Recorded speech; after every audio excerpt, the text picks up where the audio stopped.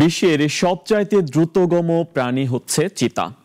আর এই দুই প্রজাতির একটির বাস আফ্রিকায়। আর ইরানে মাত্র 10 থেকে 12টি এশিয়াটিক চিতা টিকে রয়েছে।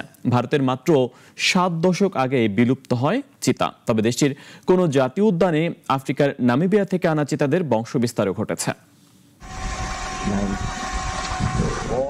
একসময় ভারত থেকে আরব উপদ্বীপ পর্যন্ত বিস্তৃত ছিল এশিয়াটিক চিতার আবাসভূমি। মুঘল সম্রাট আকবরের আমলে ভারতে ছিল 10,000-এরও বেশি চিতা। ভারতীয় উপমহাদেশের শুষ্ক তৃণভূমি, অরণ্য ও মরুভূমিতে ছিল এর রাজত্ব। কিন্তু অতিরিক্ত শিকার, বনভূমি ধ্বংস আর খাদ্য সংকটে 1952 সালে ভারত আনুষ্ঠানিকভাবে চিতা বিলুপ্ত ঘোষণা করে। 70-এর দশকে ইরান থেকে চিতা আনার পরিকল্পনা হলেও 1979 সালের ইরানি বিপ্লব সেই উদ্যোগ থামিয়ে দেয়।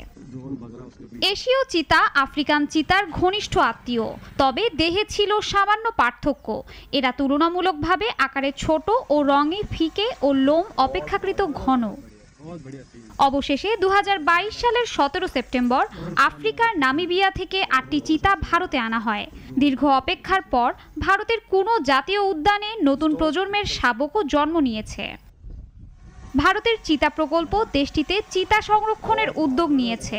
সম্প্রতি মন্দসৌরে অবস্থিত গান্ধী সাগর অভয়ারণ্যে অবমুক্ত করা হয়েছে ধীরা নামের একটি স্ত্রী চিতাকে।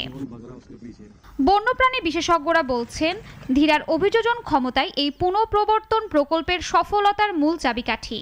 স্থানীয়রা গর্বের সঙ্গে প্রত্যয় করেছেন এই ঐতিহাসিক মুহূর্ত। বিশ্বে এখন প্রাকৃতিক পরিবেশে মাত্র 7,000-এর মতো চিতা অবশিষ্ট রয়েছে।